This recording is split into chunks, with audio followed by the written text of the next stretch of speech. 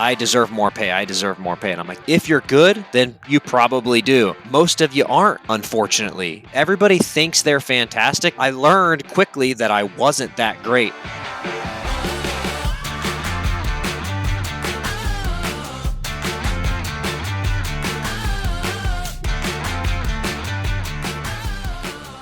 Good evening, ladies and gentlemen, and welcome back to another exciting, thought-provoking episode of the Jaded Mechanic podcast. My name's Jeff, and I'd like to thank you for joining me on this journey of reflection and insight into the toils and triumphs of a career in automotive repair. After more than 20 years of skin knuckles and tool debt, I want to share my perspectives and hear other people's thoughts about our industry. So pour yourself a strong coffee or grab a cold Canadian beer and get ready for some great conversation.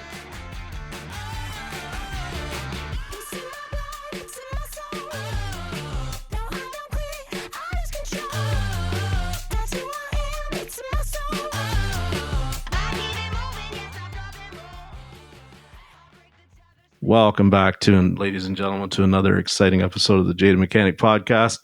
With me again, I say again because we had some technical difficulties last week, is social media technician superstar, Chris Enright of Enright Auto. Chris, how are you tonight, man? I'm good, man. I'm glad to be back after the chaos and lightning storm and lightning strike. Yeah, we're happy to have you back. So it caused you some money, that storm that went through. It did, yeah.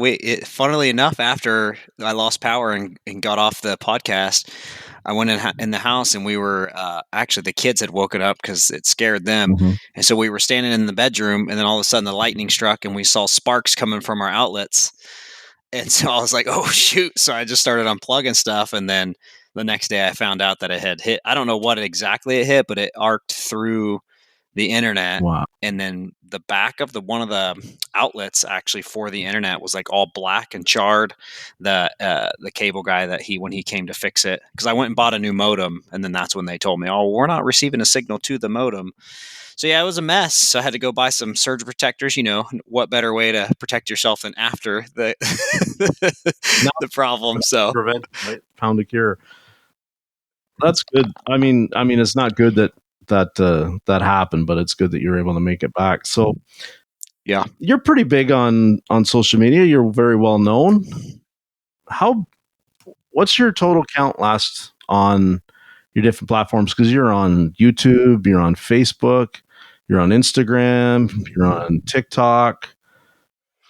Yeah, I'm pretty much on all of them, except for like Twitter and stuff. Right, you're over 40,000, aren't you, on TikTok?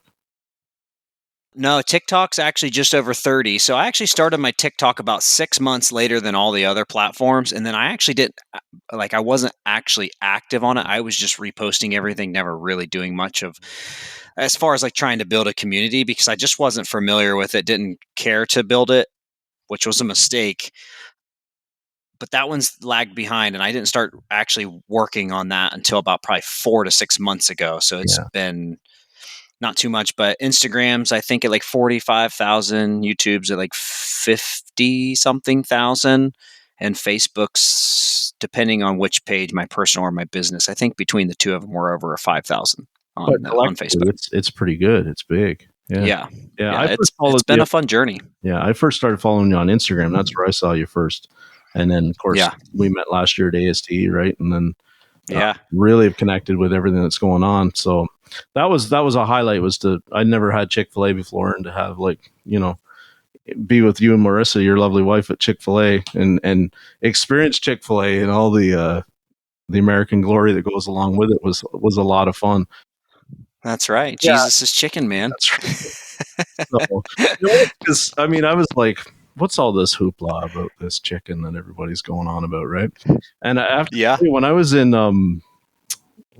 our friend Lucas's for the 4th, everybody around there is all about the Bojangles, which is which is, you know, you can get a chicken sandwich and biscuits at like 5:30 in the morning with white sweet tea and the whole thing. I'm just like, who eats a chicken sandwich at 5:30 in the morning? But everybody in the lineup for you know, it was that's crazy. Yeah, that ain't me for sure. No, it was it's good.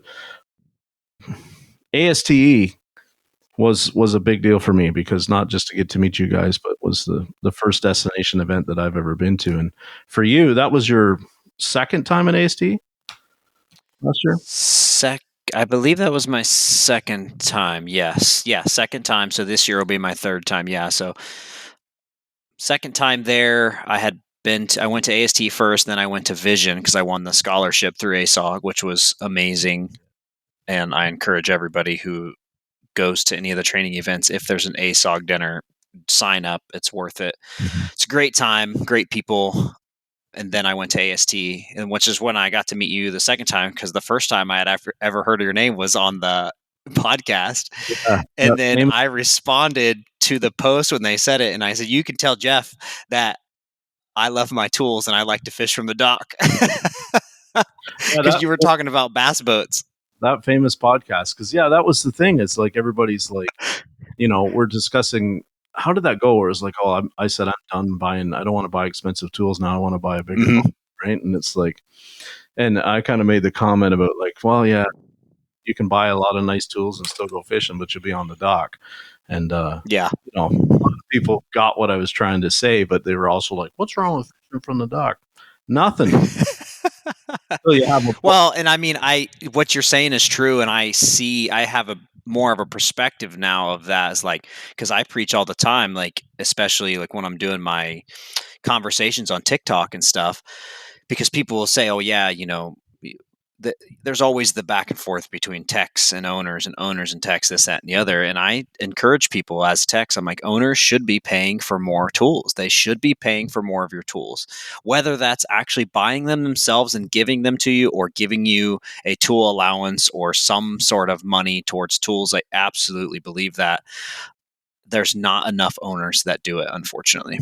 And it doesn't have to be like, I was thinking about that today. It doesn't always sometimes have to be a really expensive, item, right? Like it doesn't have to be necessarily a piece of diagnostic equipment, but I mean, I'm pretty lucky. We have so up here in Canada, there's something called Princess Auto, which is similar to Harbor Freight and similar in quality and similar in convenience. And, they're one block away. So sometimes if you need like a special socket, some metric 12 point for a Volkswagen axle bolt or something like that, you don't have to wait for the tool truck. You might not have it. You can run up around the block. You can get it. You're back in 20 minutes. You're done, right? If you need a cheap wrench that you want to heat up and cut to get the thing done, that's great. I don't have a problem. The boss doesn't mind us running up there and getting it. But I mean, there's just some things that are like, it seems to be some of the shops is like, well, if it's over $2,000, I buy it for them. But if it's $100, like they should be buying that for themselves. And I've got a box full of $100 tools that I've only used once or twice. You know what I mean? Yeah. So I don't know what's the solution there. And $100 here is not the same as $100 that you can buy on Amazon. I'm talking like $100 that you might spend on a tool truck versus what you can spend when you don't need the immediate convenience of a tool truck. You're getting a different value there, but it's up, man. I'm to the point with my career where I don't want to buy anymore. Like I want to buy a better cart so I can be more efficient moving around the vehicle, bring more stuff with me, cut down on trips back and forth. But I don't want to buy any more expensive stuff. Like I've always found, like, especially with a lot of the social media stuff that I do, and a lot of it being around tools, I don't do as much tool stuff now as I did in the beginning. I've kind of pushed towards like the industry stuff, but what I found is it's usually a pretty big split. Like there's a divide, and you either really like tools and you like spending money on them, or you absolutely hate spending money on tools and you only buy them because you have to. At the end of the day, I always tell people, like, it doesn't really matter. Like we all still need the tools no matter what. And everybody's so, I don't know, gung ho about what other people spend their money on and what tools they're buying. And like, oh, every time I post my power tool drawer, it's half Milwaukee, half Snap-on, and the comments are always like, "Oh, it's fine except for all the Snap-on," and then the other comments like, "Well, you almost had it good until you put the Milwaukee in there." I'm like, "Y'all are the same. You're literally the same. Just they only see one or the other. It's crazy." I'm like, "Who cares? Just let me spend my money." And half that stuff I didn't pay for anyways. So like, I don't know. People are just hilarious. But I agree, like, about the smaller stuff. Think about how many tools that you buy that you don't use that sit in there very often, but when you do need it, it's worth its weight in gold. That's the kind of stuff that I hate buying. But yeah, I love it when I have it. But you buy it and it's like 6 months. You're like, oh, 6 months later, I'm finally using this tool again. Absolutely, I would love to buy that for my tech and say, okay, here you go. You don't have to worry about this. It's in your toolbox now. That kind of stuff matters too. It does make a difference. Mm-hmm. Now, your background, you're a UTI graduate, right? Yeah. Yep. Went to UTI and yeah. What did you ever think when you were way back then that you would ever see? Was anybody talking back then about buying tools for techs? No. Not that I know, not that I can remember. It's been a long time ago now. But not that I can remember. I mean, the school was loaded with good tools. I mean, they had pretty much Snap-on everything. Snap-on scan tools, Snap-on hand tools, everything. Like, it was all pretty much Snap-on. The thing I didn't really like about it was the way they taught diag and stuff with the half cutaway cars and penned out problems. I didn't feel like I learned very much from there, unfortunately. So give us kind of your background, because it's varied for you, right? You did some independent work. You're mostly known, I want to say, is probably a dealer guy though, right? Yeah, mostly that's what most people know me, because I worked at the dealership. But so I went to UTI. I graduated from UTI and I was working at a hotel, actually making pretty good money in Pennsylvania. Then I actually went from there, come back home, and worked for a company where I was on the road for 3 months, or 3 weeks out of the month. I'm sorry. And I was making really good money there. Like, as soon as I got out of there, I think I was making it was close to $100,000. Whoa. And nobody would even come close to that work, like me starting at a shop, because I didn't have the experience, and rightfully so. Like, I didn't deserve $100,000 at that time, but it was really hard for me to want to do anything else. But anyways, long story short, I hated that job, so I quit, and then I went to try to find an automotive job, because obviously that's what I went to school for. That's what my passion was. And I couldn't find a job. Everybody wanted to start me off as a lube tech, and when I went from the hotel to there, I was making way more money than what they were trying to pay me as a lube tech. And I'm like, there's no way. I just paid $30,000 for school. I should hopefully have a leg up on these guys who have no experience. And I can't afford to get paid $8 an hour. Actually, at that time, I think it was $7 something an hour. And so I got a job at Napa. I was like, if I'm going to get paid, whatever, I can go deliver parts and deliver parts to shops. That was my goal. And in my mind, I'm like, I'll deliver parts to these shops and it will get me a job. I'll just let them know, like, yeah, I went to school for automotive. And that's exactly what happened. I would deliver into this shop. He had fired his main guy that had been there for like 18 years. He was his main diag guy, did all of their diag. He had a heavy line guy that did a lot of the alignments and suspension, and then this other guy. We had fired him. They didn't get along. So I took his spot, brand new in the industry, to fill his shoes, and that was an interesting ride. It was a great experience. I worked there for 2.5 years. The owner was just very hard to work for, very angry, yelling a lot, and they had taken bets at Napa on how long that I was going to last there and how long I would take me to quit and leave. And none of them thought I'd make it longer than 6 months, and I did like 2.5 years. So, and that's the thing.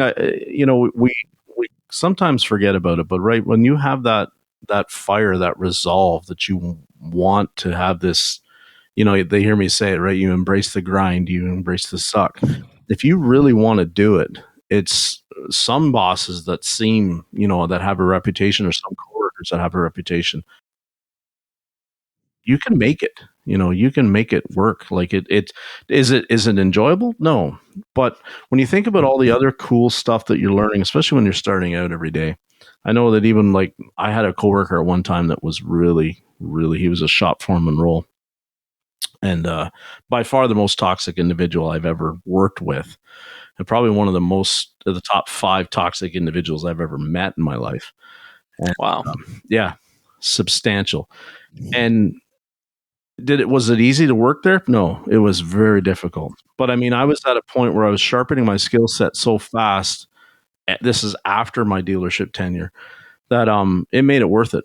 To be able to go in and get so many challenges pushed towards you, that you could just watch over there and you could feel yourself getting better every day.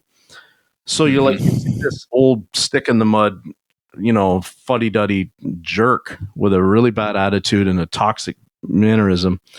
And you could see yourself eclipsing him daily. And it's like, you can go over there. You can stand on me and talk shit. Go for it, right? In 6 months' time, I'm going to be so much better than you already are, old dude, that, it makes it worth it. Eventually, yes, I had to leave. Just the money wasn't there. But if you want to do it, you can make it. People can, you just kill them with kindness, right? That's all you can do. Yeah. I mean, it's kind of like one of those things I always tell people, like they say about marriage, love is blind, marriage is an eye opener. It's kind of like that. Like, I was super passionate, and because he was so difficult to ask questions to, he was a great teacher when he was calm. Like, he did teach me a lot, and to this day, I will say he probably taught me the most, aside from myself and just learning on the job, out of anybody I've ever worked with, because when I was at the dealership, there was no training at all. I did not get any training whatsoever. So, but what it did do for me is, because I got to the point where I just hated asking him questions, because I felt like he was just going to scream and yell. And it's not like he was screaming and yelling at me. He was just angry about everything. Like, he wasn't very like mean just to you for no reason, just a very angry individual. And so it forced me to figure out things on my own, which did propel my career, I feel like, because after that 2.5 years, which had Honda had an opening, because I had wanted to get into the dealership from the very beginning. But this will tell you how much the industry has changed. It took me 2.5 years, or it took 2.5 years for someone to quit that specific Honda dealership that I was trying to get in. This has been 15 years ago now, and now they can't find that, you can't beg techs enough to get in there. But 15 years ago, it took 2.5 years for somebody to actually quit. One of their techs actually quit, and they had at least 10 or 12. I can't remember how many we had, probably more than that. But yeah, so the day I quit, or the day I left, the owner was like, "All right, you can go at noon," because I put my 2 weeks in. And then at the end of the 2 weeks, he was like, "You can go ahead and go home." My buddy called me like at 12:30, right after I quit, and was like, "Hey, somebody just put their 2 weeks in." So I literally drove straight from there. I was on my way home and went straight to the dealership, applied, went and took the drug test, and had the job the following week. So it worked out perfect. It was definitely meant to be.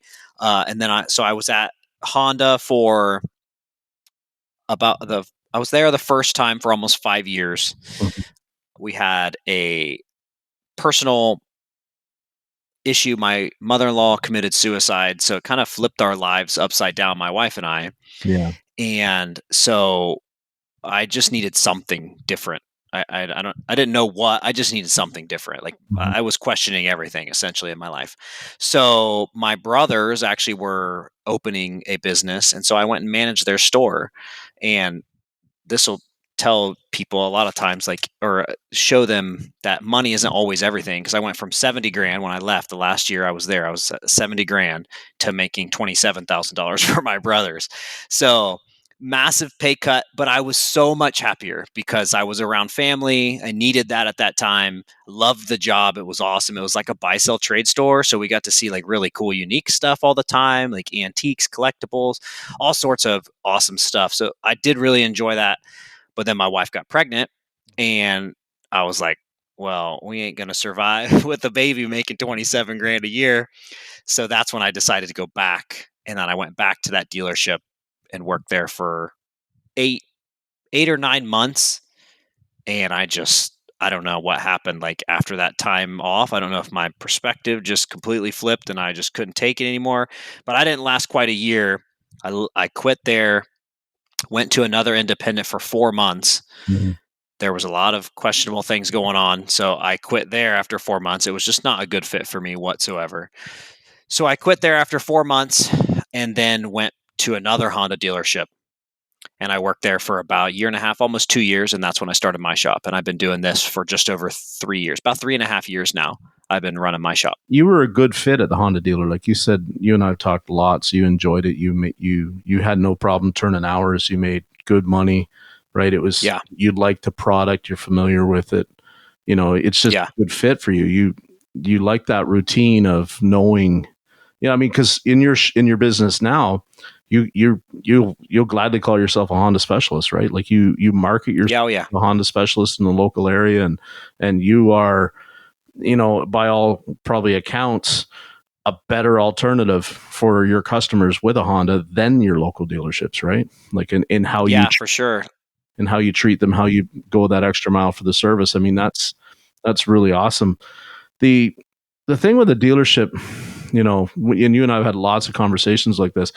I couldn't turn. I mean, I could turn hours, but I got put into a role where I did a lot more diag and a lot more problem solving, right? A lot of programming, a lot of diag.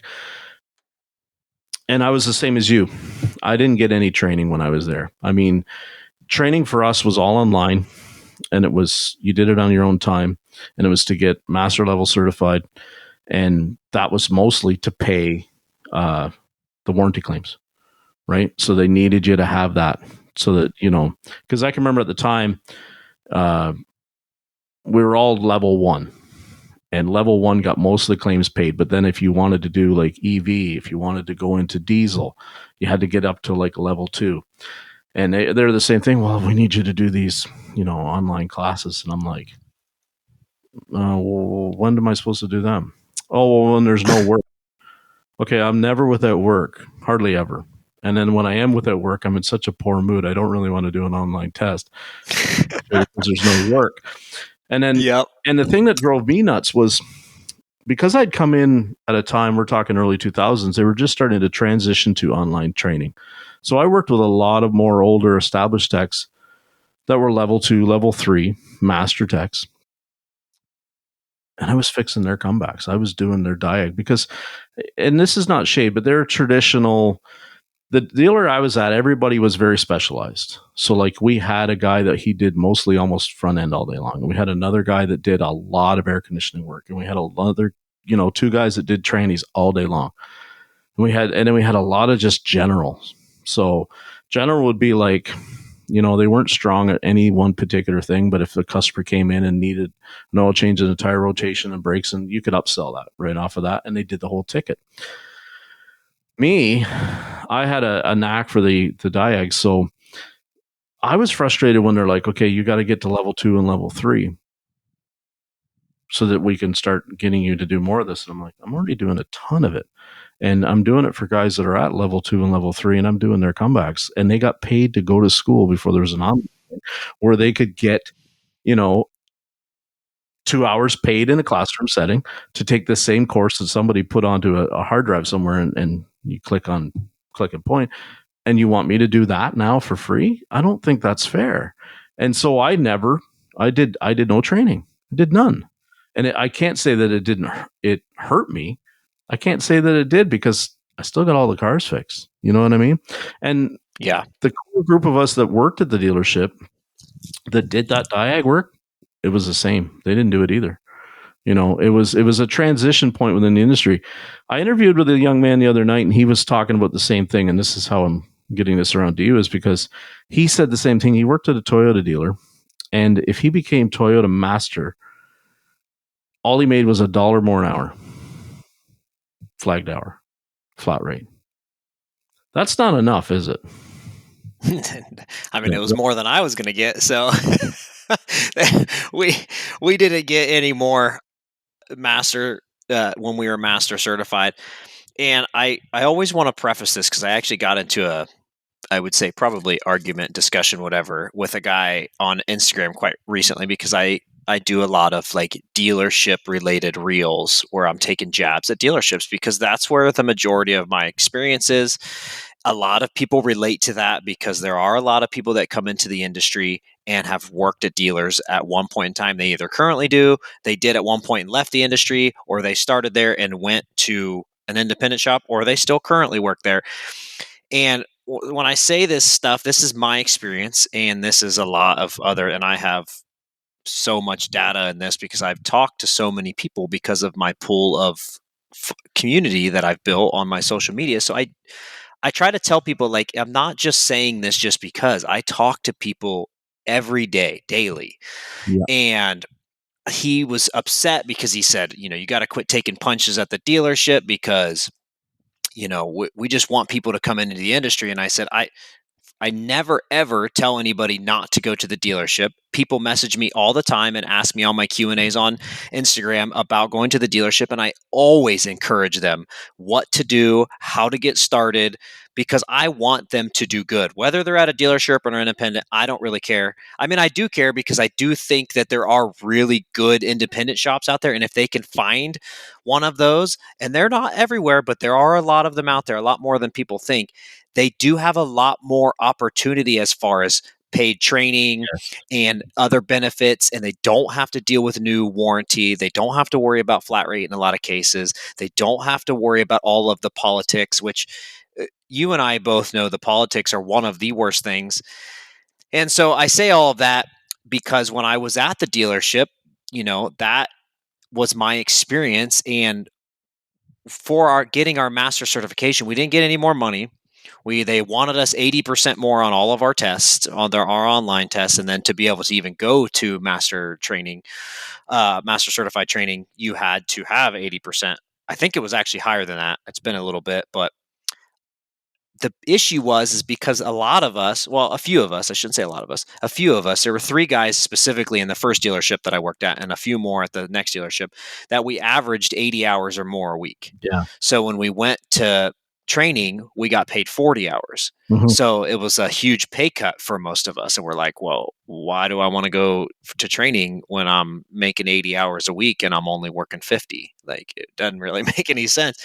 Now, I personally wanted to. I asked to go because it was just a personal accolade that I wanted.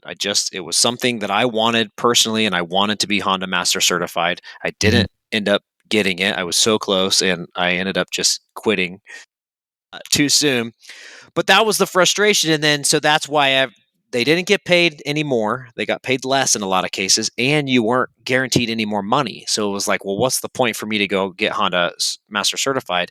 This was just the 2 dealerships that I worked at personally. So I'm sure they do it differently elsewhere, but I don't. And see, that was the thing for me is like for us, you were just a senior mechanic in the dealership, so you just got paid a set amount. That was it for flagged hour. There was no, if you had this certification and this certification, you started to ramp up your hour. That would have been a completely different incentive for me, because then if I'm still doing just a brake job, man, I'm getting a pretty good hourly wage while I'm just sitting here hanging a set of brakes on, right? The young gentleman I spoke to the other night, he talked about like the guy that he worked with that had all the master certs. He made $1 more, and he said he didn't turn nearly as many hours because he was forever on the stressful jobs, the crap work that, because he's certified to do it, he has to do it. And I just always, I'm seeing more and more guys talk about in dealerships, well, I have this designation, my rate is this. But I've seen some of them where it's like, well, you're only getting paid that rate if you're actually doing that repair. You know what I mean? Like, okay, so you get, our hybrid techs get $50 an hour, let's say, hypothetical number. But we're only paying them 50 when they're working on a hybrid. Well, shucks. That could be great. I could be getting $50 for working on a hybrid. But I mean, if the job is terrible and I lose my shirt on it, $50 an hour times, a big old loss, still not as good as just $30 an hour doing straight gravy, right? Like, that's the thing that always, because I'm a dealer guy too. And for years, I'm not anti-dealer. I'm not. I made a lot of money and I enjoyed it. I learned a ton. But you're absolutely right. The politics thing just killed me, because it's like, just like going back to what I said. I was younger, less experience doing their comebacks, because I actually would put the time into solving the problem. He could read a wiring diagram. He could understand flow, PIDs. He understood fuel trims. Keep giving them that kind of work, and then it's like, so I'm fixing it for all those guys that goes those inline, those didn't have to do the online courses and got paid, and I'm doing their comebacks. And for us, so most of the Chrysler training was 2 days or 3, sometimes 2. Okay. Sometimes 2 days, 3. Same thing. They only paid them 8 hours a day when they were gone. Now they gave them 8 hours pay, and then I think we got they'd give you a loaner car to drive, and so the loaner car would be full of gas. They might pitch in like $40 for meals while you're gone. If you had to travel, so for me, you had to travel to. I was in Ottawa. Had to travel over to Hull. So it's about an hour each way, say. So you didn't have to stay in a hotel. That saved them a bunch of money there. When I was in Kingston and I had to travel to Toronto to take training, that's a 2-hour drive each way. So they paid for a hotel, gave you a little more for food because you're eating multiple meals away. But it's the same thing, still only your 8 hours a day. And I can remember guys before I was like understood so much, I'm like, what are you complaining about, dude? Like, they're paying 8 hours. And then you realize that some of these cats, like the transmission guys, they couldn't get them to go because they were turning 12 at least a day, right? Yeah. Like, why am I going to take a 4-hour cut to go to class? And I'm thinking, because you're going to class. Now I get it. I think you get paid your average, and that's what you should get paid. And you can't tell me that paying them their average is going to break the business. You know what I mean? Like, it's so ludicrous when they start to say that training is too expensive.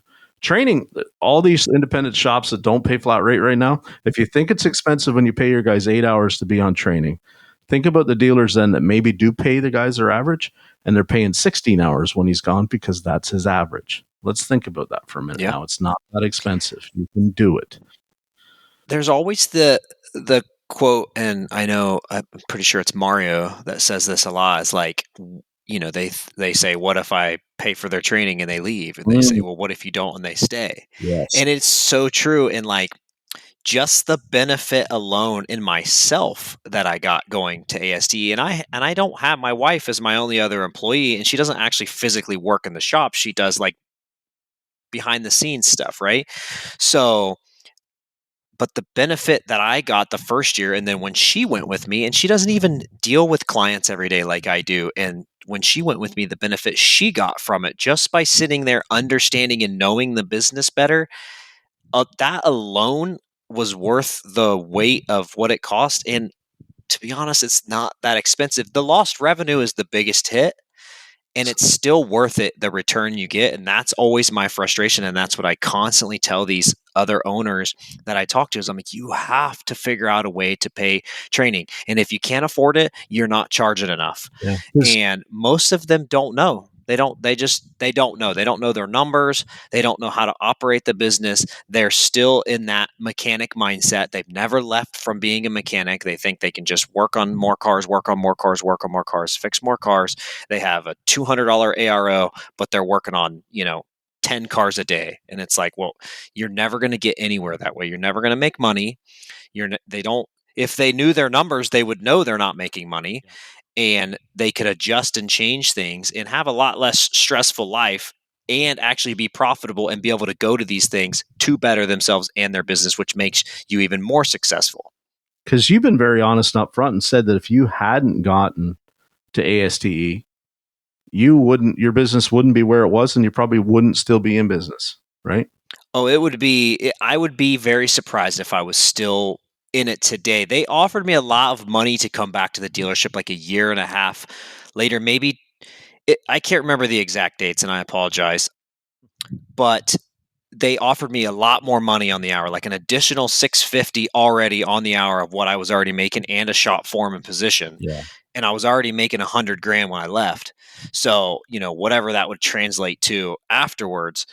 But that was right when I was starting to make some changes and I could start to see a little bit of light at the end of the tunnel. So had I not started making some changes, absolutely, that would have looked so much better. Because when I finally sat down to look at the numbers, because when I left from being a tech, I was like, man, when I start hiring my own techs here at the shop, I want to be able to pay them well. Well, then once I started trying to understand the numbers, which I didn't, I had no idea what the heck I was looking at. I didn't even know what ARO means and all of these acronyms that they have. I have no idea. I was at home listening to one of the podcasts, Googling what all this stuff was because I had no idea. And once I started trying to understand the numbers, this was before all of that, I was like, I looked at my wife and I was like, there's no way we could ever pay somebody any decent money right now. We could never afford somebody because I was at $80 an hour. My margins were like maybe 10, 15% at the most on parts. It was horrific. And all I was focused on was fixing more cars and my ARO was ultra low, like in the twos, somewhere in the twos. And I was doing like 75, 80 cars a month. And just me by myself here in my 1-bay, 10.5-foot ceiling shop. So way, way too many cars and really low ROs. And that's the thing. Like when I went to AST and I sat in on Cecil's class and he started talking about all these, I was the same way. The acronyms, right? Now, thank goodness it was a beginner class, so it's like he would give the acronym and then tell you what it meant, and I'd write it in my notebook real quick and all that kind of stuff. But I'm still amazed when the guys get talking, you hear David and Lucas and they start ramming them all. I have to go grab the notebook and say, what did he say again? What did that mean? Because I don't speak like that, right? Like it's just so different. But I'm starting to understand what they're talking about, you know, and I think it's very powerful stuff. And I wish more would attend. And even if you can attend, they've heard me say it, get a coach and listen to what they actually listen. There's no point in getting a coach if you're not going to implement it. Don't waste your friggin' money. Go do something else. But get a coach. No doubt. And do what they're talking about. When he talks about the margins and he says, you've got to be charging this in order to do that, don't go, there's no way it'll work here. Because they'll come back at you and show you that, well, 98% of the time it does work. So what makes you think you're so special that you're going to be in the 2% that it doesn't? Like, that attitude frustrates me. You know, I tell people all the time when people say that doesn't work here, I tell them my shop then is the exact opposite of what wouldn't work here. Because they say most people, I think it's 7 miles. They don't want to drive more than 7 miles for a car repair. My average customer drives over 20 minutes. I have multitudes of customers that drive an hour to my shop that bring their cars to me. So I disprove a lot of those stats that they say where people will actually go to a shop. They're like, oh, well, they won't do this. They won't do that. Well, they do that here. Yeah. I think there's a lot that goes into that. And I think when somebody says that won't work here, they're right because they believe that it won't work. And you are your own worst enemy. I was my own worst enemy in the beginning. I felt like, oh, there's no way I can raise my labor rates. There's no way I can charge that much on parts.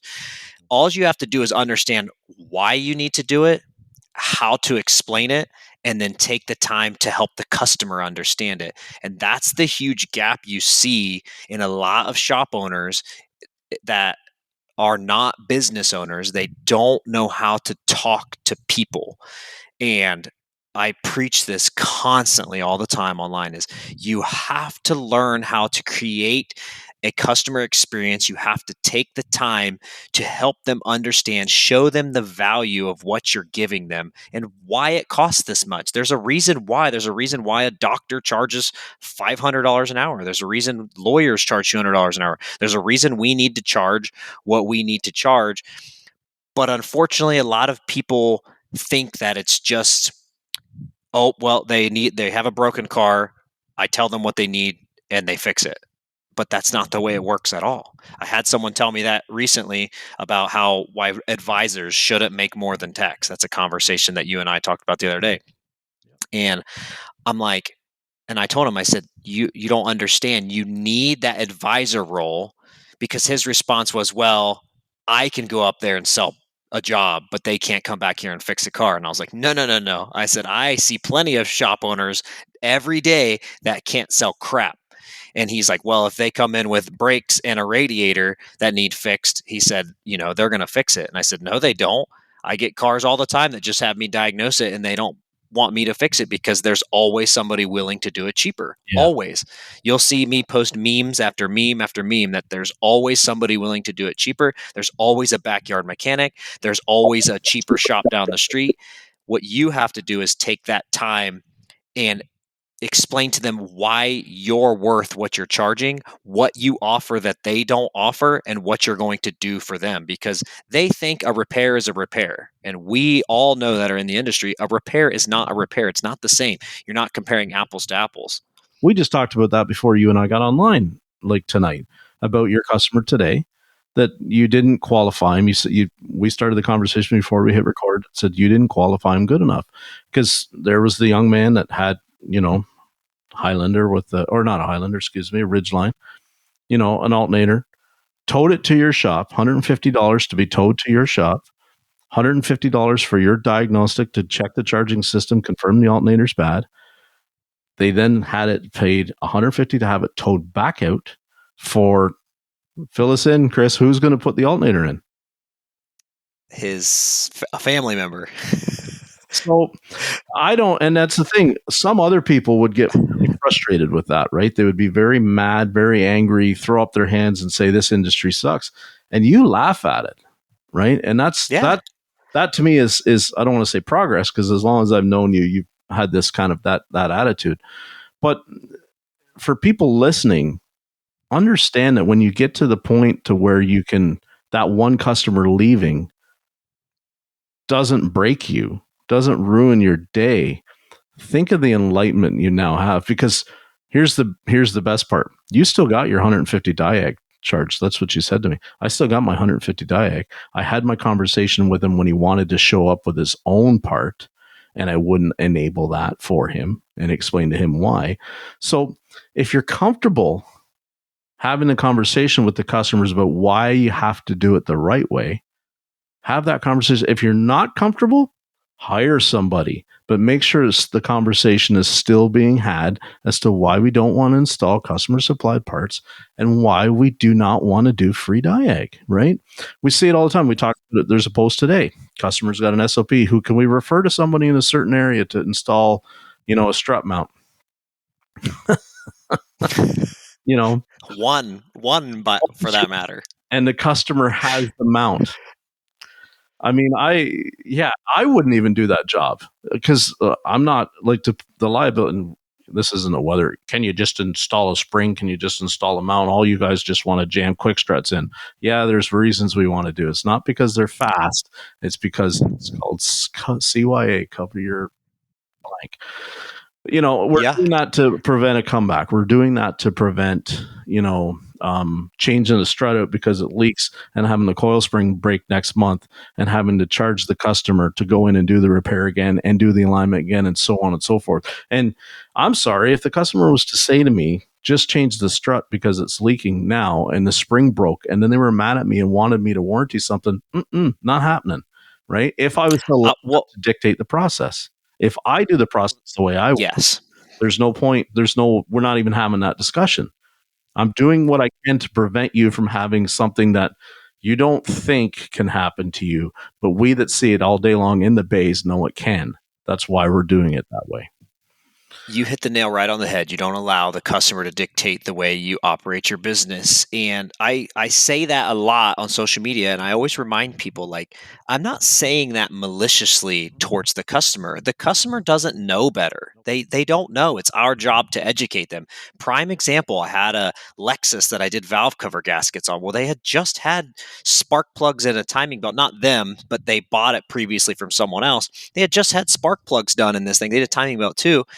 You're right there. The valve cover gaskets are right there. You have to pull the intake manifold off. They're notorious for leaking in those 3.3 Toyota motors. Like, why wouldn't you just do it all at once? Hey, we're going to go ahead and do spark plugs. It's all this labor to this.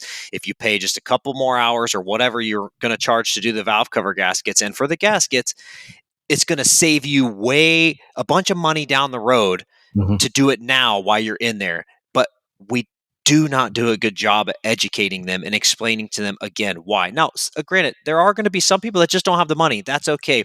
Like the guy with the Ridgeline, I took the time, like you said, I explained to him, I ran through the process. I can't install your part. We make money on the parts. I openly tell people that all the time. I am not scared one bit to tell someone that I make money on parts. I tell them it's the cost of doing business. I tell them it's a liability. If I install your alternator and it catches on fire and your car goes up in flame, I said, guess who's liable for it? Me, because even though it's your alternator, I installed it. And there's no warranty. My warranty will not cover it. I pay for my warranty. I have to pay monthly for it, and they don't cover your part. So that's why he was thankful. He said, I appreciate all your help. I charged him my diag fee, and he's on his way and he does whatever. Whether he's not saving very much money, and I think it's kind of goofy, but whatever. He doesn't have the money, or whatever his decision is. But at the end of the day, like you said, you don't allow the customer to dictate And there are some times where you don't fold, whether they don't have the money or not.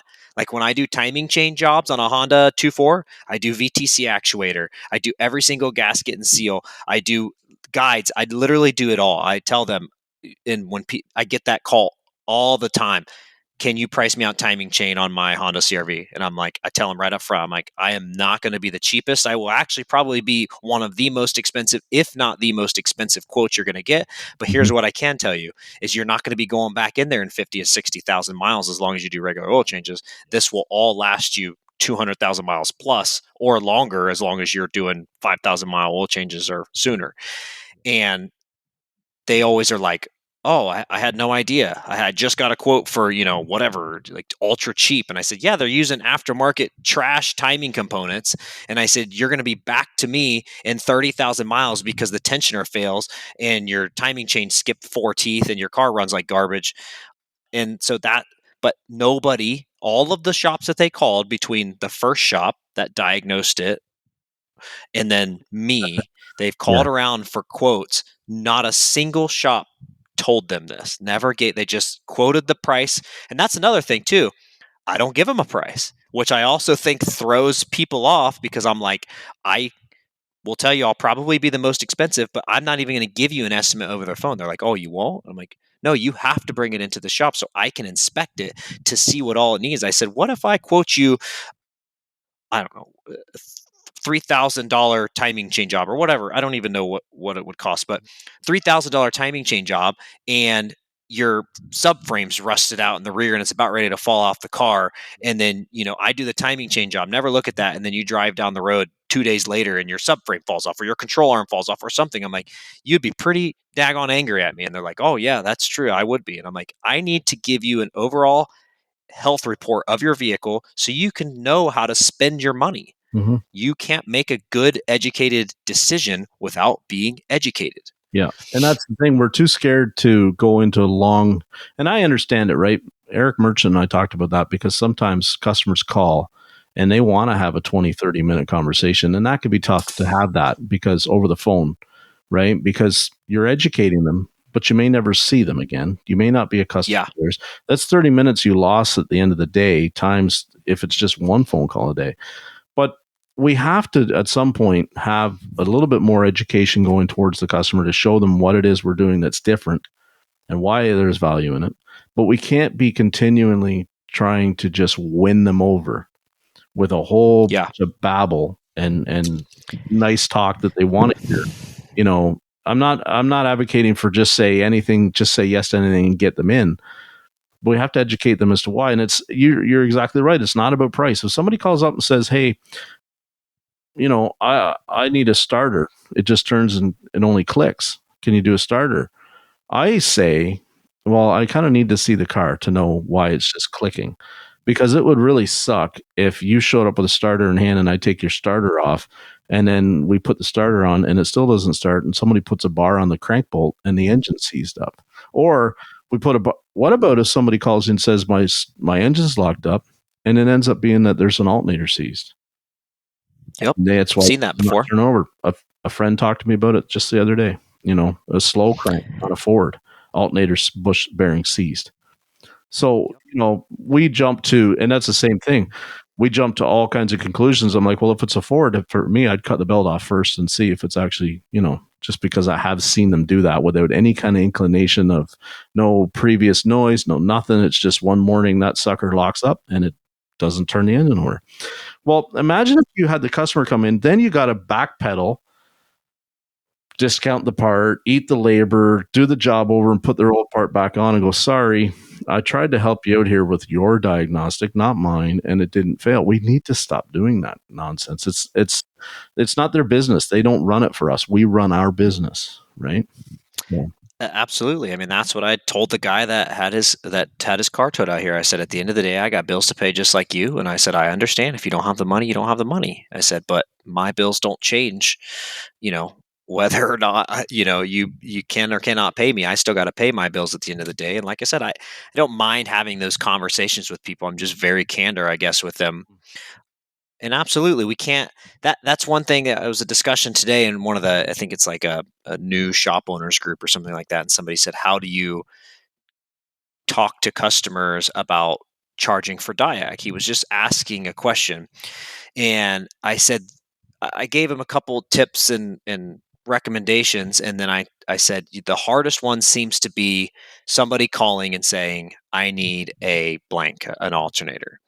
And I already know that's what I need. And so what I tell people, and this works for me, it may not work for everybody. This is what I do. And I'm modifying. And like you said, we do need to take time with people. And I've slowly gotten better because I do take too long sometimes. And then that customer never comes back. Yeah. And that's okay. Like, I don't mind educating people, but again, at the end of the day, I got bills to pay just like everybody else. So I can't be doing that. So you do get better. You start to change things. You start to be a little bit quicker. You get straight to the point. You don't second guess yourself and say things multiple times. So that does come down. But back to my point is they say, I need an alternator.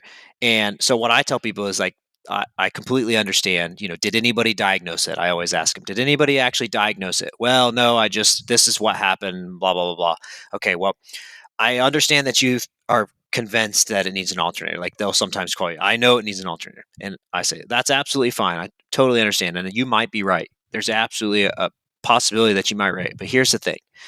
Me as a professional, if you brought that to me, towed it, and I put an alternator in there, and you spent I don't know, I just did one not too long ago. It was $1,000 for the freaking alternator. I'm like, we spent $1,000 of your hard-earned money, and it's not an alternator.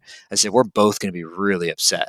You're going to be upset because you just threw $1,000 away, and I'm going to be upset because I didn't do my due diligence to diagnose the vehicle and charge you for that as a professional and tell you for sure that's what it needs. Yes, if it's an alternator and we know it needs an alternator, you're going to pay for that diagnosis if I confirm it's an alternator. Yeah. But we know that you're spending your money towards something that needs to be replaced. We're not just guessing. And that's how I have that conversation. Does it always work? No, because some people are only looking for price, and they're going to find a shop that will shotgun that part at it. And I can tell you there's been situations where they do that, and guess what? They end up calling me and having the car towed because whatever that was didn't fix it. The other person put that part on and then couldn't figure it out. And so then they brought it to me. And I learned a long time ago, and I used to say it all the time to the advisors, and it used to drive them nuts because easy math, right? Let's say your $1,000 alternator. Let's say your diag let's say the door rate's $100. Now, that alternator is $1,000. Let's say the alternator's not being fielded. It's not being turned on. There's a circuit going open to it. That's 10 hours you can spend to find that circuit problem. That's 10 hours of diag you can find before you get to the cost of just the part alone. Right? When you put it in numbers, it's easy like that. Why are we still doing it so differently in this industry? I don't understand that, because the misdiagnosis is so wrong. It is so expensive. And it used to frustrate me when I would talk to these people, and you know how it is. They put the part on, it still broke. They're now asking for help, and and I couldn't give them a help anymore. I just had to say, do you know how much diag time you could have sold when you put that fuel pump in the tank and all the lines, and it was a rotted ground? You know how much diag time you could have sold? Hours. You could have sold a day's worth, right? I want to sell as much diag time as possible. I don't want to sell repairs. In my twisted sense of reality, if everything was just a broken wire, I'd love it. It'd be so easy. You know what I mean? Well, sorry, go ahead. Yeah, because I'm not fighting with a rotted fuel tank. I'm not fighting with rotted fuel lines, or just an example. I'm not breaking a bolt off to get the alternator out of the bracket, right? I'm not mucking with any of that kind of stuff. I'm just, okay, I can open wire now. I got to go find it. Perfect. Or I got to run an overlay. Awesome. I'm not dealing with all that stuff that can go wrong. But when somebody's got a brand new all shiny alternator in there from wherever, and you go up 4 inches from the connector and you fix the brake and the wire, Paul Danner's got probably dozens of videos by now that have something similar. We all look like fools in the industry, and I know why it happens, because at that point you can't return it, so you got to give the customers some kind of excuse, some kind of break, some kind of whatever. They're the ones that. But that's the problem I see in my area, is a lot of shops do not give them a break. They charge them full boat and then say, "Oh, well, we couldn't figure it out." We had this conversation not too long ago where a client of mine who has a vehicle is under warranty. They told him that he needed an injector. It's a Chevrolet GM product and it started misfiring. And I said, it probably needs a lifter. He called me and they told me what was going on. And I said, well, it's still under warranty. It probably needs a lifter. Dealership told him injector. Then they put an injector in, and guess what? Didn't fix it. Then they said, oh, well, the injector ruined the lifter, and now you need a lifter. And the dealership charged him $1,800 for an injector, but the lifter was covered under warranty, and he paid it. And I told him from the very beginning, I said, you should absolutely do not pay for that. They misdiagnosed it, and now you're paying for their misdiagnosis. That is what we need to get rid of, that kind of trash. And that frustrates me. And I hate talking that way because I love this industry, and a lot of times we can get on the negative, and I absolutely love this industry. I did a video on this not too long ago. Like, this has supported my family for 15 years. I started a shop with this industry. Customers come to me, and I create relationships, and now I can support my family. My wife stays at home with our kids, which is fantastic. I do social media with it now. Like, I love this industry and it's great. So I know a lot of times we get talking on the negative, but that kind of stuff does frustrate me because we don't need that kind of stuff. It makes us look terrible. And shops need to guarantee their diagnosis more, is what I'm trying to say. Is that if you misdiagnose it, guess what? The customer doesn't pay. You screwed up. It was a learning experience. Chalk it up as a learning experience. It was free, or not free. It was a inexpensive schooling. Essentially, you eat the diag, you eat the part, you figure it out. And if you can't figure it out, find somebody who can, and you just move on. And guess what? I bet you never do that again. Never. But you never do it again. You'll learn your limitations, right? That's what I used to say for years. So many of us need to learn our limitations, right? If you're not good at something and a customer comes in and they need that one thing, refer them, sublet them. Yeah. Be honest. Just be honest. Just be honest and say, I'm not your AC guy. I really am not. That's me putting my hand up. I'm not your AC guy. I'm terrible at it. I hate it. Don't ask. Don't ask. It just frustrates me. That's me with EVAP. Remember we were talking about that. EVAP, for some apparent reason, I just can't wrap my mind around it. It's so dumb. So I know why some people do, because like for years, a lot of people didn't get involved in it because doesn't affect how the car runs, just ignore it. So 100%. For a lot of times people didn't get a lot of practice because it was one of them where it's turning the money light on, but it doesn't really, don't worry about it. Car's not going to be a problem. Now we know, as we get more educated, that there are lots of EVAP issues that can happen that can definitely change how the car runs, right? Oh, bunches. Yeah. I had a Mazda with a shorted fuel tank pressure sensor that wiped out the 5-volt. That thing wouldn't run. It put codes in all kinds of modules from the the transmission. The mass airflow had no 5 volts to it. It was shorted across. So did that take me a while to find? You bet it did. But the only way I saw it was I was sitting there staring at data when I was like, my mass airflow, if I unplug it, doesn't make a lick of difference. This thing won't go into closed loop. It won't run right. It's bucking and running and shifting all weird. And I'm sitting here looking at data because that's what I do a lot. And I'm like, fuel tank pressure sensor says it's like 300 PSI.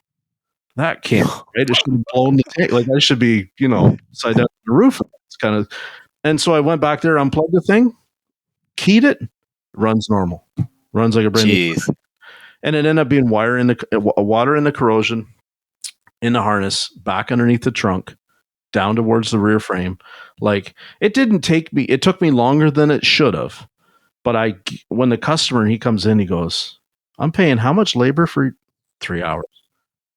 What? And he's looking at me like that. And I said to him and this is what I can say with all confidence in the world at this point. I'm like, I showed him, well, there's a thing called Identifix, and there's also a technical bulletin right from Mazda that would have told you if you had a 101 DTC and weird things. I said, you could have gone to any shop probably in this city. And I said, if you'd definitely gone to the dealer, you'd have gotten a new mass airflow at $500 and it wouldn't have fixed the car. And then I said, I don't know what they would have done after that. I said, I bet you they'd have shotgunned an ECM in it. So I said, you'd have been well over $1,000 in parts that didn't fix it. And I said, so that's why we're charging you, 3 hours labor. So, which is a deal, to be quite honest. Right? It is, but he was, and again, we didn't qualify him well, but he left without being able to say that they couldn't fix the car. You know what I mean? And that's my end goal. I'm going to give you back either your car in exactly the same condition and you're not going to pay anything, or I'm going to give you back a fixed car. That's it. You're never going to leave me, and that should be the goal of a lot of us, without being able to say they fixed it.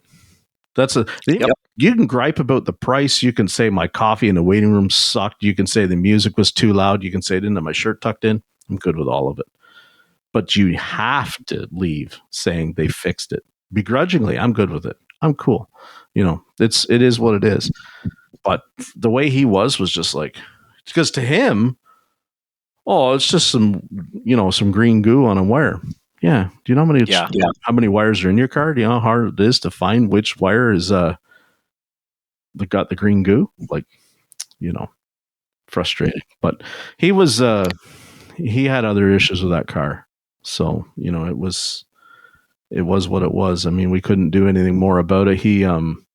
It was not in great shape when he bought it. It was a used car and it had other issues. So we haven't seen him since. I think he flogged the car, which is fine.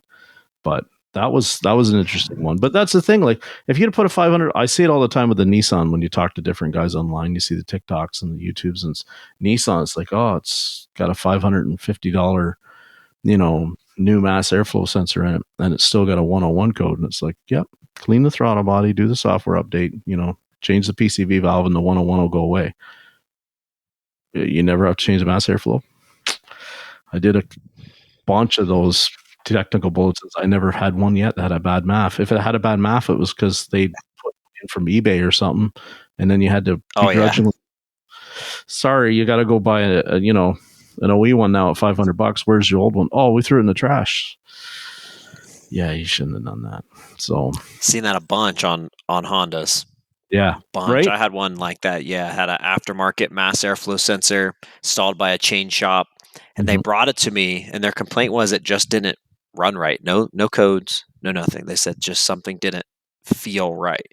And I drove it, and right away I'm like, this feels like a mass airflow sensor. And I feel like the only way, because I diagnosed it pretty quickly, which you and I have talked a lot. I'm not great. Like, diagnostic testing is not my strong suit. And so, but because I've worked on Hondas so long, and this is what I tell people why it's so good to go to a specialist, because we get so familiar with the vehicle. So right away I test drive, I'm like, holy crap. I'm like, this thing just it did not feel like a clogged cat. It just was underpowered. And I was like, man, I ran the VE test. I checked all of my data. Everything passed flying colors. It was perfect. I was messaging a friend of mine who's really good. That's all he does literally all day long is diagnostic testing.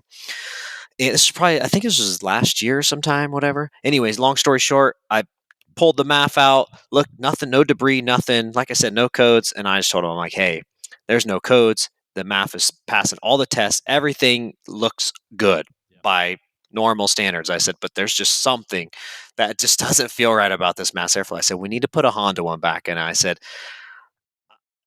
I've never come across this before. Normally they'll throw some sort of code. They'll have bad data, something. There's something that makes it off.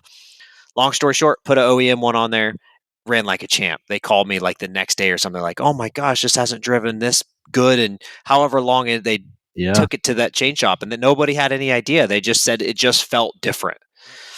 Yeah. Just wild.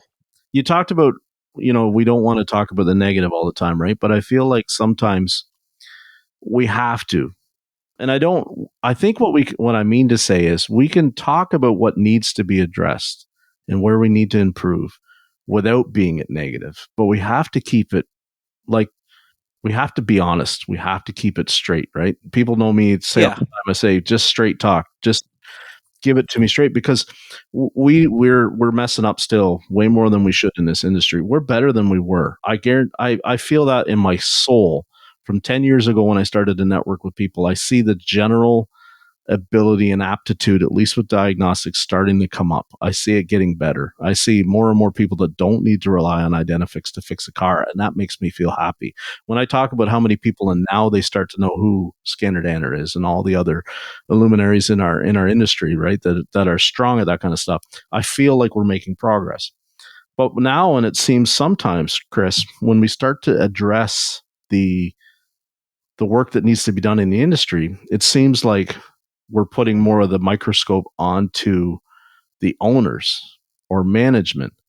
And that, I feel like it's come back the other way, where it used to be we always put the onus on the techs weren't what they needed to be. And somebody had an interesting conversation today. I don't know if you saw it, and they were talking about how, overselling yourself. Yeah, I did see that. Yeah. And it's funny, right? Because our mutual friend Brian and I discussed this. So here's my thing. Who in the industry right now is more guilty of overselling themselves? The shop to the customer, or the tech to the shop? That's a really good question. Yeah. I don't actually know. That is a good question. So it's hard for me, right? Like because I have these conversations on TikTok a lot and stuff and do a lot of these videos, I get to see the comments back and forth, and most of them are techs upset with owners. And so I completely understand. I have worked for bad owners. I've worked for the first dealership that I worked for. The owner had literally so many cars that he bought one and had to store it at the dealership because he had filled his garage with lifts. So he had lifts in each bay. So he had 2 cars per bay in his garage. It was at least an 8-bay garage at his house. And so he was building an additional garage to store more cars while we were all getting paid subpar compared to other dealerships. And they would always say, oh, well, we can't pay as much as they do in the city. That's what they would always tell us. Lo and behold, that was a lie, because when that service manager left and the new service manager took over, he took the 3 highest hour turners, me and 2 other guys, and gave us all $6 an hour raises right on the spot. Like he said, I don't want you guys to leave. I think at that time I was making $18 an hour, or $18.50. And so I went from $18.50 to $22.50 or whatever it was. I don't remember the exact numbers, but I was under 20 and I went to a good amount over 20 in one day, which was amazing. Like, obviously that was huge for me. So I've been there. I've worked for bad owners. But what I tell people all the time is you can say all you want about owners, and there's always the question about pay. Like, that's the number one thing I see is, oh, well, I deserve more pay. I deserve more pay. And I'm like, that's great. If you're good, then you probably do. But most of you aren't, unfortunately. Everybody thinks they're fantastic. I thought I was great. I learned quickly that I wasn't that great until I more pay. I finally was put to the test. Great. And I think if you're good, the issue. Like, then you probably do. If you're good, but leave the dealership and go work for an independent shop. Or everybody thinks they're fantastic. Then you'll find I was great. How good you are, because I learned myself in some situations where I'm great until I finally was put to the test. I really shouldn't have done this to myself. Part of the issue. Like that's when you can really, really figure it out. And I think it does happen both ways a lot. Like, techs definitely oversell themselves in a lot of cases. Shops definitely oversell themselves to customers. I will say now I turn down way more work than I take in. As far as new clients, I have a lot of new people call me constantly about certain jobs or something like that. And I'm like, no, it's not for me. Timing chain jobs on Fords, I could probably have one a week out here. And I turn them all down. I have no interest in it. Being a 1-bay shop, short ceilings, it's hard for me to lift trucks up and down. It's pointless for me. My margins would go out the window. And I just tell people, I'm like, hey, if you wanted me to do that job, I would have to charge a lot more than everyone else to keep my margins where they need to be. So you probably don't want me to do it. And so that they're happy with that answer. And there's a big liability on them too, right? Especially on engine work. Because I see the guys talking all the time, and it's like somebody just asked Rich Ford boss this morning in his live chat about, well, they're going to do phasers in my Ford next week. Should they do chains? And Rich is like, well, you don't have to do chains, but you really should while you're in there. Like, he's saying, I've done countless phaser jobs and not had to put a chain in it, but you really should do it while you're in there because, and this is the thing, is that really, I was the same way. I thought when I left the dealer, I thought I was the man. I thought I could fix it, and then, yes, my hand's shooting up when I go and work on an independent, and all of a sudden, I don't know nearly as much as I thought I did. It's like, well, if it was a Chrysler, I'd already done this, but it's not a Chrysler. And this one's got a mass airflow, and all the Chryslers have a map. So What the heck do I do, right? But there's where experience, like going back to your story, is such a experience and familiarity with a product and a product line. I think that's where some people get into problems when they're hiring techs, because people have heard me say it before. You'll hire a guy and he's like yourself, 4 years, 6 years, 8 years experience at a dealership.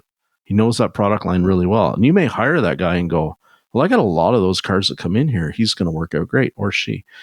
And then you realize when they get in there and they work on something, a completely different brand, and all of a sudden they're really struggling, right? And it's because they don't have that familiarity with how the car feels and how the car drives. This is sometimes I see the frustration with an owner when they say, well, I hired a guy, he had been, he said he had 10 years experience on doing diag, but yet he's his hours suck on it. He's doing terrible. I asked him, well, what did he work on before predominantly? And what do you have him working on now?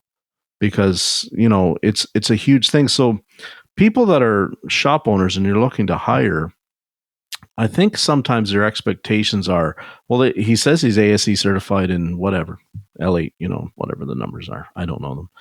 And can do drivability. That doesn't mean he can do drivability. It means that he passed the test. He's got a bit of an understanding, or she, of what's going on, but they don't necessarily have a refined process of how to diagnose the car. And that's what it took me networking with Brian a lot. Brian Pollock, shout out, buddy, to really understand process versus just fixing cars, right? He has such a refined process that he could fix it. Brandon Steckler, same way, right? Keith Perkins, all of them, Paul Dander, they all have a process. Even sometimes when you're watching them, you don't even see it. But when they have one. Oh, yeah. You get a guy that comes from a dealership, sometimes there's not a process there. It's more instinct and familiarity. I know that was still fix a lot of cars that way. And it's so understand when you're hiring people, you've got to give them, I think, a little more time to see what their process is. And then I think we need to go about it where we're not necessarily putting them, okay, it's great to get them training, but if you have a process, teach that process to them, because that's ultimately what is going to be the smoothest for them. And no two people are exactly the same, but if you teach them your process and it's how you want things done, it's going to minimize the confusion in the shop. That's what I think, I agree. I mean, you need that stuff in place anyways, and that for me, as far as diagnostic testing and stuff goes, that's where I always shoot myself in the foot, because I don't have a hard set process. And so what ends up happening with me, I find, is that I go way too deep and I bypass all of the simple stuff that I know I should have checked in the first place, and then come back and I'm like, punching myself in the face, like, oh my gosh, you dummy, like, you know this, why do you, like, in your mind you build up this huge problem every time, and it's not a huge problem. I mean, sometimes it is, but in most cases it's not, and you're like, oh, and I don't know why that is. You definitely need processes, and that's in everything. I talk about processes in business and time management, running the shop, and the way you handle customers and your flow of work. You need processes every day. When I first started my shop, I had no processes. I didn't know what the heck a process was, to be completely honest. And, you add that with taking on anything and everything, trying to be everybody's hero. I was working on lawnmowers and four-wheelers and all sorts of stuff. And now I look back. Now, granted, I will say, I'm going to throw this in here. Because I took a four-wheeler in, I went to a power sports store, and I went to go buy parts, and they had their labor rate posted on the wall. And at that time I was $115 an hour, and they were at $125 an hour. Amazing. And I was like, you have got to be crapping me. So I went home that day and jumped my rate to $125 an hour. I was like, there is absolutely no way I'm going to let a power sports store. And I'm not talking down on anybody who works on that stuff. I'm just saying there is a lot more stuff on a car, And so it's a lot more tools and equipment, everything. And I was like, there's no way I'm going to let this place charge more than me. Like, that's what I thought in my mind. I'm like, and it's my own dumb fault. I was the one holding myself back because I thought this is where I needed to be and this is what I could charge. It had nothing to do with them. It was all me. Yeah, it's crazy, isn't it? Right? When you think about like a side by side and they'll charge $125 an hour to work on it. And what is there? Probably 10 circuits and the whole stupid thing. Right. And it's like you're fixing cars. It, that have 100 times the amount of wires alone in the damn thing, right? Plus, yeah, we've done so many. We're so behind in this industry. We're so behind. That's the way I very put it. Very behind. We're very behind because I used to say we're so screwed. We're so screwed, and now I say we're just behind, and that's a sign for me of I'm starting to see progress, and I'm starting to see when you talk about, why do you overanalyze it and why do you make it a big deal? What that should tell you, Chris, is that you're starting to actually really get this stuff and you're starting to understand it, because what your brain is telling you is it can't be that easy. Well, it certainly can. It can be that easy, but you've got to have that confidence to be like, okay, it really can be that easy. And then once you get there, man, it just starts happening for you. And then and then you start to see all the things that are in common from make to make and model to model instead of what makes them different. And then you want to see a scary individual. That's our buddy. Like he knows what so much of them are in common that he's fixing the common things, right? Everything everything becomes common to him. And it's scary, man. I feel like, nobody is really overselling themselves with any kind of malice. It's a situation we were talking today, and it's like, I'm not going to necessarily I give a pretty honest interview. I'll tell you what I like to do, what I don't like to do, what I'm good at, what I'm not. And people will look at me and go, well, you're better at that than you said you were. Yeah, but who I compare myself to or the standards that I hold myself to, I suck at that. That's why I feel like the way I do about Diag. I see all these guys, and then when I ask Brian a question or something, I'm like, oh my gosh, hey, but mad props to him. Like, he that day that I was working on that parasitic draw that had been, I showed you guys the letter and everything, and he had showed that he had charged $1,000 retainer, and I was like, you know what, like, it's a confidence thing. It's 100% a confidence thing, because I saw that and I was like, you know what, screw it. So I texted the customer. I said, hey, listen, there's been lots of hands in here, lots of parts replaced, lots of things going on. It's going to be $500 to start. And she said, where do I pay? Didn't even question it. And I had in my head already talked myself out of that. And right. I told her, I said, I may not need all the $500. Like, some people hear that, they're like, oh, you're ripping the customer off and blah, and all this. They like go off the deep end. And no, you have to charge what you're worth, especially if somebody else has been in there and you're chasing down other problems that they've had their hands into. Now, listen, I'll just give one brief description. They had an entire, whatever, 8x16 piece of paper completely filled with notes on this car of what all had been done to it, what they had already tried. But anyway, but this is what we have to do. We have to get to the point where we're confident enough to charge. Like I said, we are our own worst enemies. You tell somebody to raise their rates and they're like, oh, I can't do that. And I'm like, yeah, I bet you if you raise your rate $30 tomorrow, not one person will say a word. And if one person does say a word and I'm wrong, guess what? The other 99% aren't. And that one person will go somewhere else. And you've made way more money off the people that are willing to pay you your services. That's what I saw a lady, a customer of mine, she had posted online because she cleans houses, and she said, why is it that people that know me want a discount? And I said, not every customer is your customer. You fire that customer and you take the ones that are willing to pay you what you're worth. And there's always the discussion of fair. I hate that term. Like, oh, I want to be fair. And I'm like, what is fair? Fair to you and fair to me and fair to them and fair to the other person is all different. What you need to do is figure out what you need as a business to pay all of your overhead, pay yourself, and guess what? Make a profit at the end of the day. And that's how you figure out what you need to be charging and then raise it as inflation goes up. This is a great time to bring this up. A friend of mine who owns a couple really big commercial businesses, he said he called HVAC to come, and it was over $200 just for them to show up. People, just for them to show up to the door before they even touched a thing. That's right. Yep, because they have to pay for the person back at the office who took the call. They have to pay for the service van that's full of tools to show, although not as many tools as what's in any technical box. Let's be straight about that. They have to pay for the travel time, right? They have to pay for the fuel in the thing. And everybody goes, oh, well, okay, I can kind of see why they charge so much. Man, we're doing just the same, right? You still have to drive into the shop. You maybe have a tow truck in your fleet. That sucker doesn't run on wishes and dreams, right? You have to go and pick up cars or whatever. We need to stop thinking about that kind of stuff. The fair is an undefinable word from that perspective, right? Because it's not fair.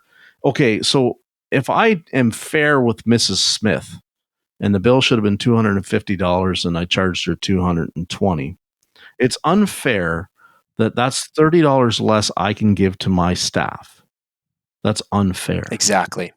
Right? It's exactly right. That's what happens. If we want to, and I want to have a podcast one day where we don't discuss flat rate versus salary, because I mean, but here's the thing. When we discount the work, what are you doing? You think you're being fair to the customer now? You're putting your customer above the value that you have for your employees. That's not okay, right? And that's not flat rate.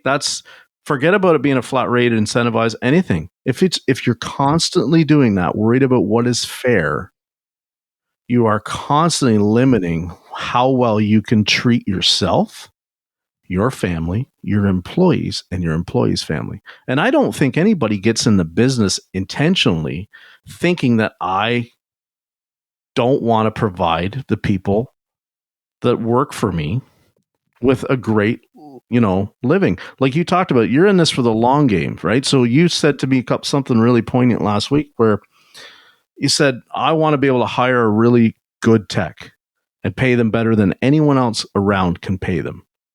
You said you realize that you have to do that. You're in here for the long game of you want to be able to go past this location that you're at, this, one-man show. You want to develop something. Yeah. That's a wonderful thing. It costs money. So every person you even think right now, maybe you're being unfair to, you have to think about where that money for later is going to come from. Well, you're making it now, Well, that's the thing. It's like they say fair, and then they say, it's always, I just want to be fair and help people out. And I'm like, yeah, but discounting everything and not making any money for yourself and not being able to grow your business and pay for things is not being fair to the customer. You're not going to be helping anybody out when you run yourself out of business. So if you want to help people, that's what you hear a lot. I just want to help people. You hear this constantly from techs, from shop owners. I want to help people. Well, if you want to help people and you truly want to help people, well, guess what? The best way to help them and help more of them is to grow your business and gain more customers. And the only way you can do that is by charging what you need to charge and pay your techs well so you can pull techs in, because yes, we have a technician shortage, but I also think we have a pay shortage where we've not paid techs well enough. That's one thing that gets brought up constantly, flat rate being one of them. I was a flat rate tech for lots and lots of years, and the whatever it may be, whether it's fair or not, like that, we know some people that pay flat rate, but they actually charge appropriately and are taking care of their techs and paying them. They're not trying to fight for diag hours and all of that stuff that we had to do when we were at the dealership. All of that stuff comes into play, and that's what's making techs upset. That is the number one comment. You can go on any of my TikToks where I'm talking about this stuff, and you'll see the comments of, I left the industry because I was flat rate and I was constantly getting screwed and I couldn't stand the politics. Or I left the industry because my shop owner wasn't paying me and I went over here and they paid me a lot more. I left the industry because I went to fleet because the fleet companies don't care. They just pay and I get paid, $40 an hour or whatever. Those are the comments you'll see time and time and time again. And we can't pay more unless we're charging appropriately. You may be charging appropriately and you may just not be paying your techs enough. I don't know. Each individual shop's going to have to do a self audit and figure out what they need. Well, because you may want 10 cars in your home garage instead of 8, like your former. Like, we've got to be sympathetic to that guy too, Chris, right? Like, I mean, 8's not enough. 8. God darn it. It's not one thing to have the nicest house in the nicest neighborhood. You got to have that summer home too. Well, and like I don't like you and I have talked about this. I don't mind a shop owner having nice things. Like I want a shop owner to have nice things. When you look at the numbers, what is it? The stats are 4 to 5%. The average shop is making 4 to 5%. And anybody out there who's not good at math, $1 million, that's $40,000 to $50,000 a year. Okay, that is trash money for owning a business, taking all of the liability and the risk and all of the stress. It is hard. I know what it's like. After the first year, my wife and I have had multiple discussions saying we understand now why so many shops go out of business. It's such a hard thing to do, doing the business and dealing with people and then dealing with employees when you have employees. And I don't even have employees yet. And it's already hard now. Then you add your own people and then you have their people problems. And so you add all that stuff together, but every place is going to be different. Yeah. And I mean, there's salons that make over $1 million a year and they take home way more than 5%. And their overhead is next to nothing compared to what we do. So even if we were to shoot for 10%, we still have to charge so much more than what they do to cover the overhead. But yet you'll see people that will think nothing is spending $100 to have their hair done. But if you try way more than that. Oh yeah, for sure, right? But if I have a friend that owns a salon, and the amount of money that some people pay, like we're talking like 600 plus sometimes, depending on what they're getting done. It's mind blowing, and we all know that obviously, like getting your hair done is a lot different than having to fix a car that you've been driving for 4 My wife explains this perfectly because, we always talk about it, right? Like people don't want to spend money on their cars. And she says, well, yeah, it makes sense. You get a bathroom remodeled and you're willing to pay 10, 15 grand for that, but you get a nice new shiny bathroom. You get a new deck, or you get your hair done, or you buy whatever you're buying, iPhone or whatever. You actually get something. As far as car repair, you've been driving the same car for 6 to 7 years and you've just paid $2,000 to fix it. And guess what? It's the same car that you've been driving for 6 to 7 years. The only difference is you paid to fix something. Like, unless we again do a better job to communicate to them why that is important and why they need to do these things and why spending the money is a good thing to help them keep their vehicle for longer, which will save them money. A lot of people don't realize that it's saving them money by maintaining their vehicle. Then they're just, it's always going to be that way.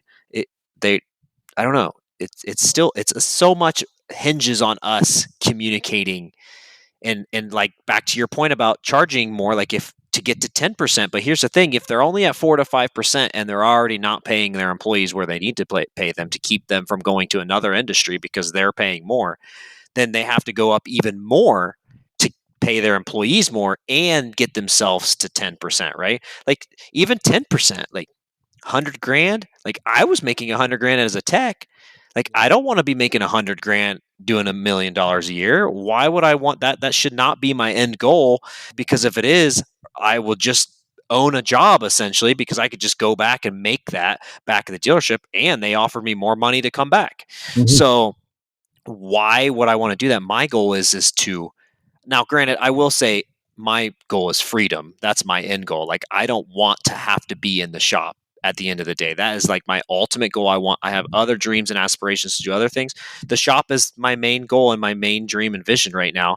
But I do eventually want to manage the business and manage the people, not work in it every day like I am now. Yeah. You're going on a hunting trip soon and you want to be able to take more of them. Right. And yes. And I want to be able to make money while I'm gone. and know that you can leave it in competent, capable hands, and it will not have to be shut down. Right. You don't have to force everybody to take a holiday when you take a holiday because if I'm here, I can't run. That isn't cool. Right. Like, no, we had that conversation. Do you remember? Yeah. Yeah. It's not cool. I mean, I understand what happens. And if you have people that are willing to do it, then shake their hand and thank them, because they're really, at that point, they're helping you out an awful lot. And you can awful lot. You can take the stand of, well, they're my staff. Like, it's, they work for me. But let's think about that, right? Say you're going to go bear hunting in Maine in a couple months, right? And you're at a point right now where it's you. So you're going to move your schedule around. You're going to take your well-deserved vacation and hopefully go get a big bear.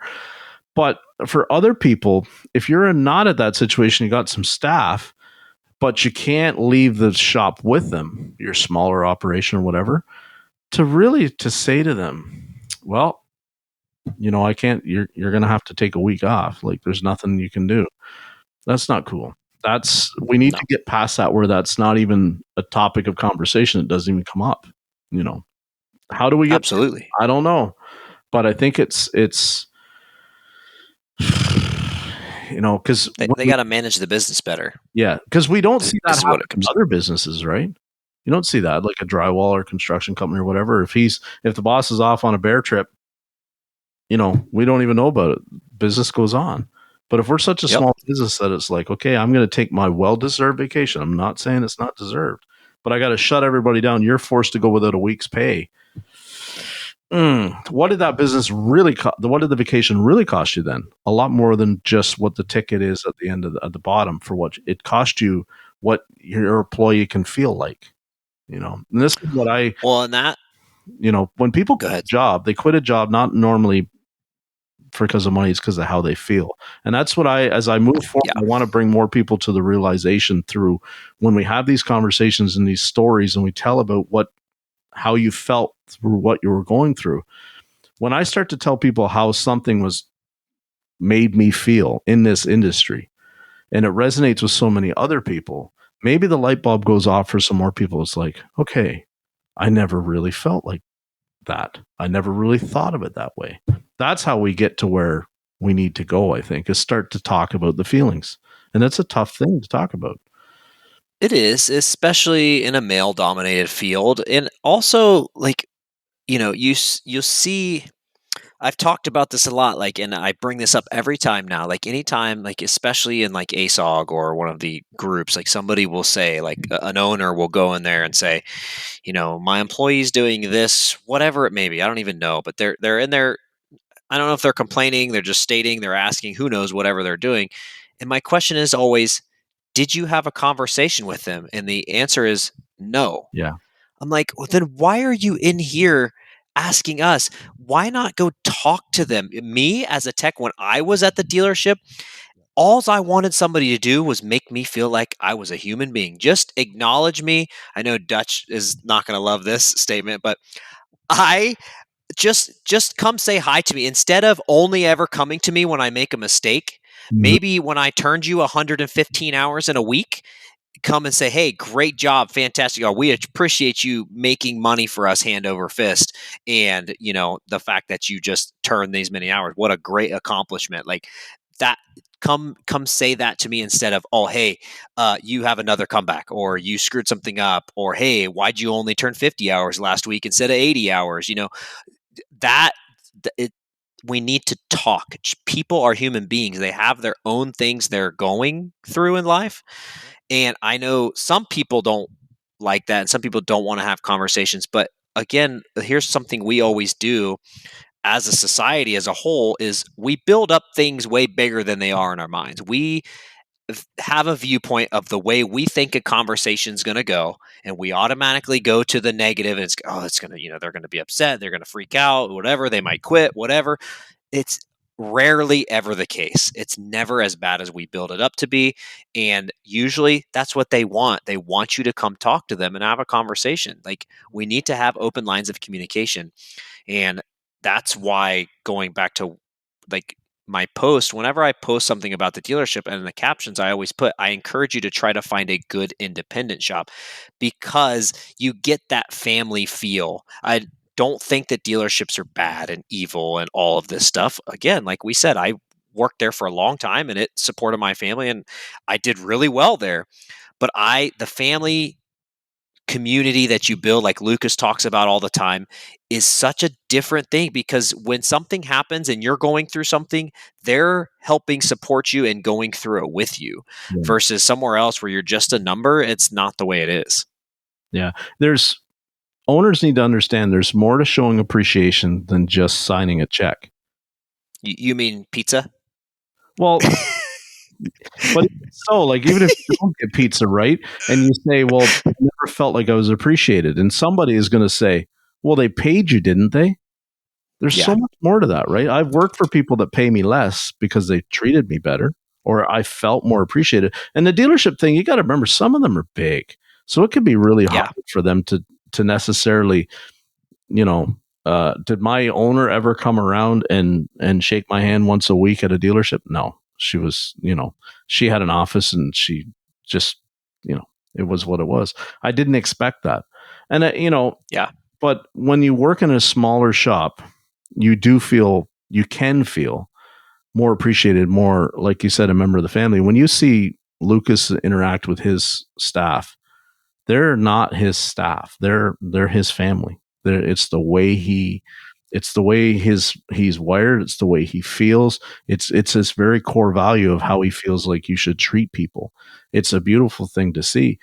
Does it work for everybody? No. Does it have to work for everybody? No, it doesn't. Everybody doesn't have to be. We can all be different. It's cool. Yeah. But I think absolutely, to get people to come into this industry now, we talk about, millennials and boomers and all this kind of stuff. At the core, it doesn't matter. People want to feel appreciated. So if you can show appreciation to your customers, to your staff, to your parts suppliers, if you show appreciation, it goes a long way towards getting much better results. I feel it's not about the money. I didn't quit the dealer because of money. I quit the dealer because I didn't feel appreciated. I didn't feel like I was treated the way I deserved. And that's a key thing. If you're listening to this, owners, treat them the way they deserve to be treated.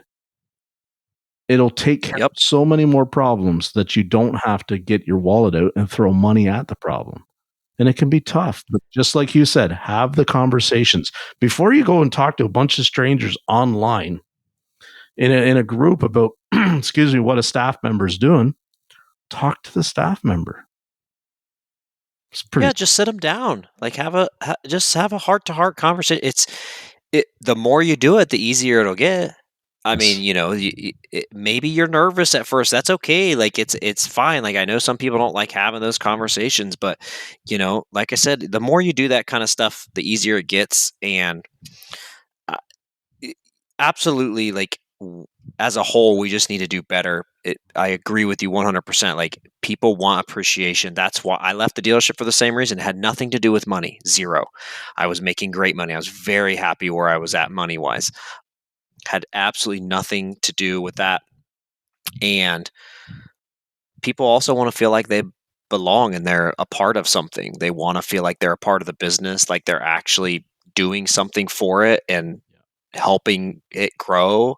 And that makes a big difference as well. And who am I to say, because I don't have any employees? I've been managers and hired employees for other companies, but for myself, I'm not there yet. So, I'm only speaking from my perspective of not having employees. So take what I say with a grain of salt, but I can tell you how I felt as an employee and as a tech working for independents and dealerships, both.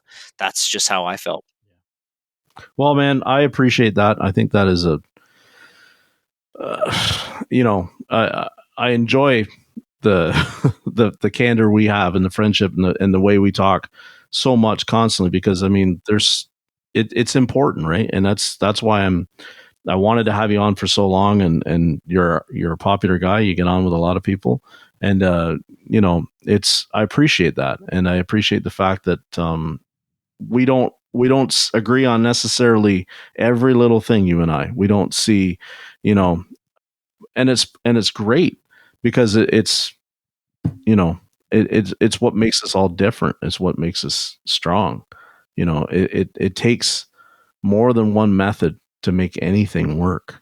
And that's been the beauty of getting to know you and Marissa and everything else I'm excited when I see younger people, that are kicking the norms and breaking the cycles and starting to do it and be successful at it. And I've seen it. You get hit with a lot of arrows of people, because you put yourself out there so much, right? People and that's good, man. It's the resolve you have for the way you take what some people, say, and you just laugh it off.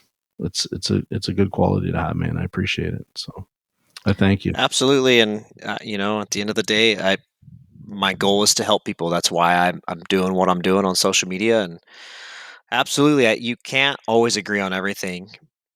The key is having the conversations, right? Like we've had several conversations where we are both sharing our perspectives and viewpoints, and they don't line up, but that's okay. Like there's nothing wrong with that. Guess what? I down the road may think that back on that. Actually, I do this a lot, and I'll think back and like, man, what?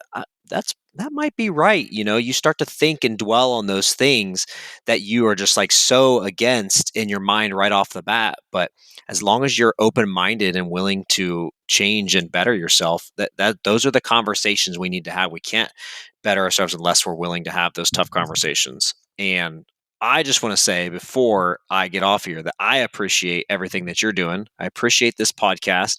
They are fantastic. Yeah.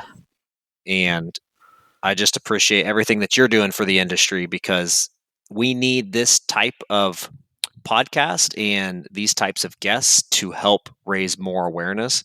And so I appreciate it very much.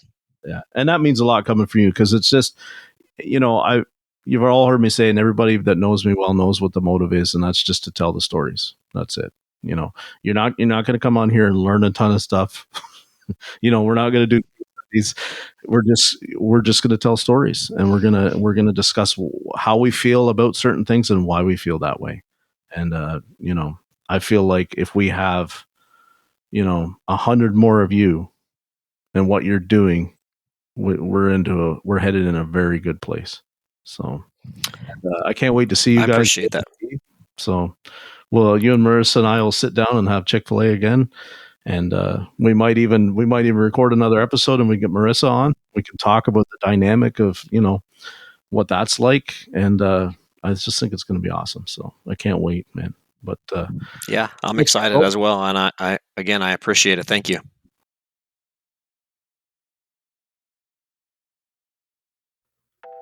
Hey, if you could do me a favor real quick and comment on, and share this episode, I'd really appreciate it. And please, most importantly, set the podcast to automatically download every Tuesday morning. As always, I'd like to thank our amazing guests for their perspectives and expertise, and I hope that you'll please join us again next week on this journey of change. Thank you to my partners in the ASA group and to the Changing the Industry podcast. Remember what I always say, in this industry, you get what you pay for. Here's hoping everyone finds their missing 10 millimeter, and we'll see you all again next time.